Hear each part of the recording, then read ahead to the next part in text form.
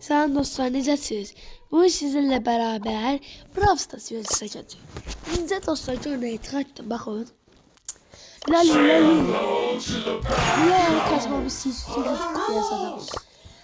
Mən yoruma yazarsınız. Abone olmayı, like etmeyi unutmayın, ne olur. Çok ihtiyacım var. Bakın. Burada da ne yazmamı istiyorsanız yazın yoruma.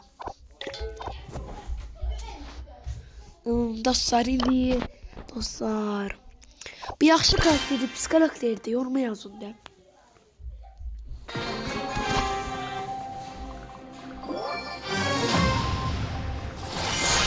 Biraz alacağım.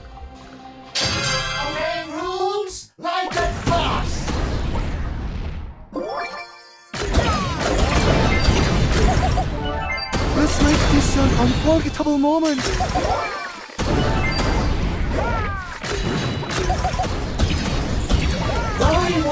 Feel the moment!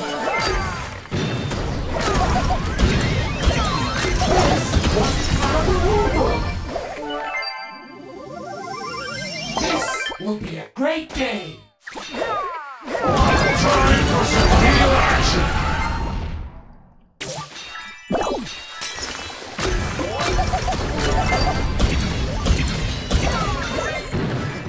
Let's make this Yes, an unforgettable moment.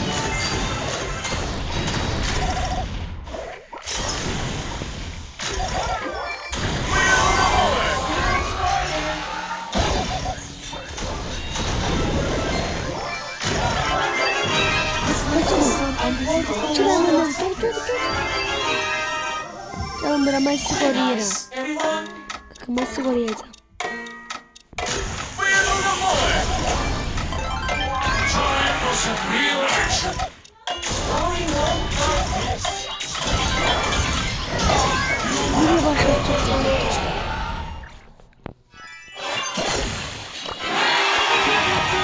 Bundan burada almayayım ya zaten. Efendim bak. Takip et. Görüşürüz.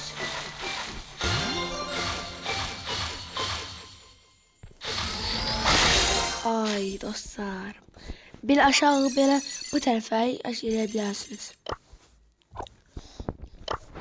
Şimdi amper oynayacağım. Kodlamı amperden sonra kod sonra çit sonra video kurtaracak. Bunun kod yükseldim seviyesi.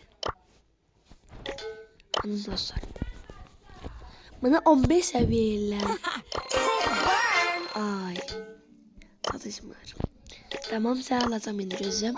Birazdan.